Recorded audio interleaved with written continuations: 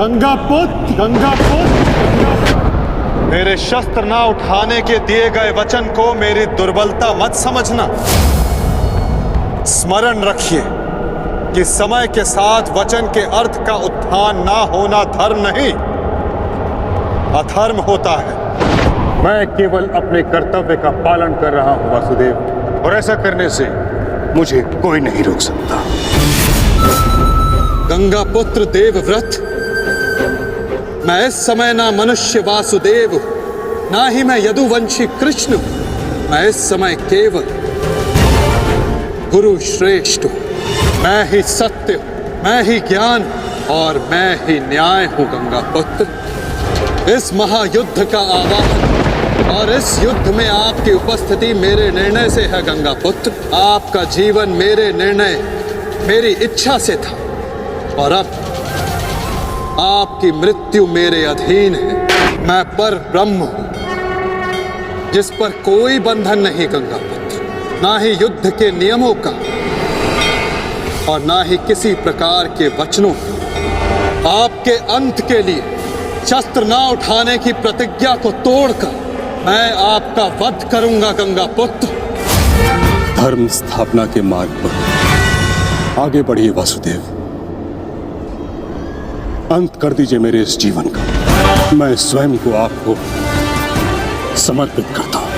मैंने सदैव धर्म का पालन किया, कभी अधर्म नहीं किया। यदि कोई अधर्म हुआ तो केवल ये कि मैंने आपको प्रतिज्ञा तोड़ने पर विवश किया। यदि आपको ऐसा लगता है कि आपने कोई अधर्म नहीं किया, तो यह आपकी सबसे बड़ी भूल है। गंगा पुत्र, अवश्य आपने सदैव धर्म का पालन किया। गंगा पुत्र, किंतु केवल अपने लिए, अपने वचनों के लिए, और यही आपका सबसे बड़ा अधर्म है। क्योंकि जिसके पास शक्ति हो, उसे स्वयं के लिए नहीं, संसार के लिए उत्तरदायी होना चाहिए। और जो आप नहीं हो पाए गंगा पुत्र, और आपका तथाकथित धर्म ही आपका अज्ञान, आपका सबसे बड़ा शत्रु और अधर्म बन गया। किंतु वासुदेव, मैंने तो सदैव वही किया जो मेरी अंतरात्मा ने कहा। तो क्या इस धर्म युद्ध में अधर्म के पक्ष से लड़ने की अनुमति भी आपको आपकी अंतरात्मा ने दी? गंगा पुत्र, भरी सभा में द्यूत में होते छल को देख मौन रहने की अनुमति क्या आपको आपकी अंतरात्मा ने दी थी? गंगा पुत्र, कुल वधू का वस्त्र हरण होते समय शस्त्र उठाने के लिए क्या आपको आपकी अंतरात्मा ने रोका था? गंगा पुत्र,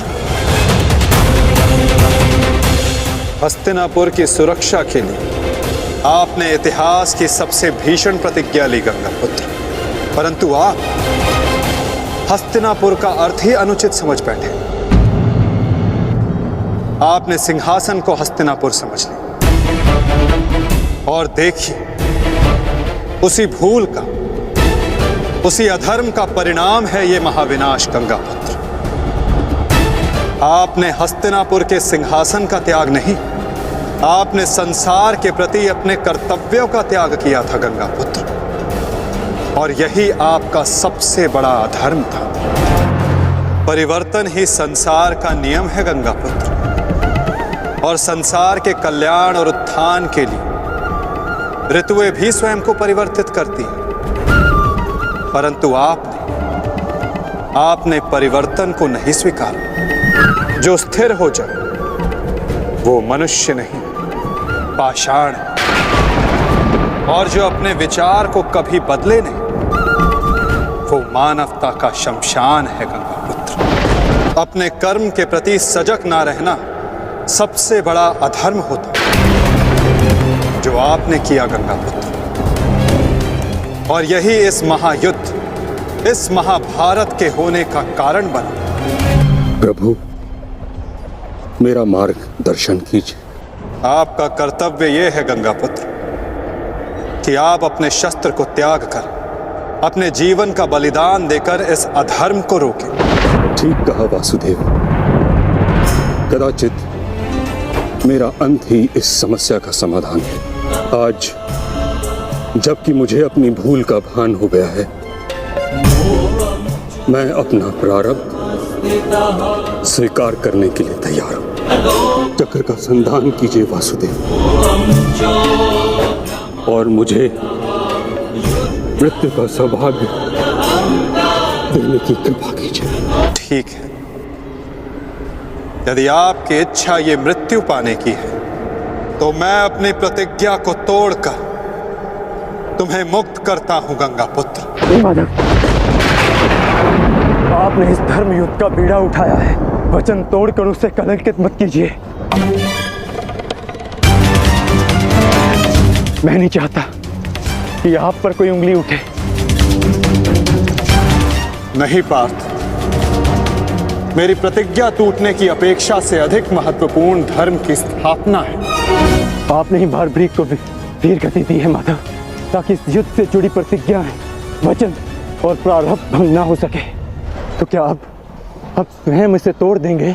आप मुझे एक अवसर और दीजिए माधव, मैं अपने संपूर्ण मनोबल और कौशल से यह युद्ध करूंगा। जब तक मेरे शरीर में रक्त की एक बूंद भी बहेगी, मैं अपने मन में भावनाओं को नहीं बहने दूंगा माधव। मैं पितामह का अंत करूंगा, अंत करूंगा, अंत करूंगा, अंत करूंगा। आप ये चक्र छोड़ दीजिए माधव, आप ये चक्र छोड़ दीजिए। उठो पार्थ। आपके हाथों मोक्ष पाना कदाचित मेरे भाग्य में नहीं वासुदेव। नहीं गंगा पुत्र, आपका वध करना मेरा प्रारब्ध ही नहीं था, अर्जुन का प्रारब्ध है। और मैंने ये चक्र संधान केवल इसलिए किया ताकि मैं अर्जुन को दिखा सकूं कि आपका भी वध करना असंभव नहीं।